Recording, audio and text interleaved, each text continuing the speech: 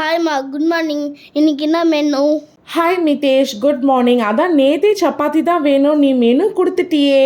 ஓ, அப்படின்னா சப்பாத்தி தானே, எம்மி. ஆமாம் மிதேஷ், இன்னைக்கு நான் பாலக்கீரை இருக்குல்ல அதில் சப்பாத்தி பண்ணியிருக்கேன். இந்த கீரையை சம்டைம்ஸ் ஒமிட் பண்ணுவீல, அதான் மிதேஷ் சப்பாத்தியில் ஆட் பண்ணிட்டேன். ஸோ நீ சப்பாத்தியும் சாப்பிட்ட மாதிரி இருக்கும், கீரையும் சாப்பிட்ட மாதிரி இருக்கும். இன்னைக்கு சைடிஷ்க்கு முள்ளங்கி சாம்பார் கொடுக்குறேன் மிதேஷ். அதுவும் கொஞ்சம் கெட்டியாக கொடுக்குறேன். சப்பாத்திக்கு இந்த மாதிரி வச்சு சாப்பிட்றப்ப நல்லா இருக்கும்.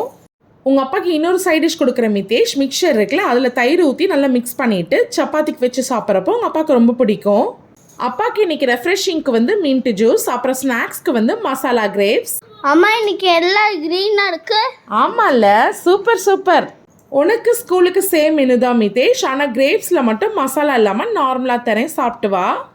அம்மா, அப்போனா எனக்கு மசாலா போடல? இல்லை மிதேஷ், உனக்கு ஒருவேளை உரைச்சா. அப்படிதான் இல்லைம்மா, நெக்ஸ்ட் டைம் தாங்க. பாய் பாய். பாய் மிதேஷ்.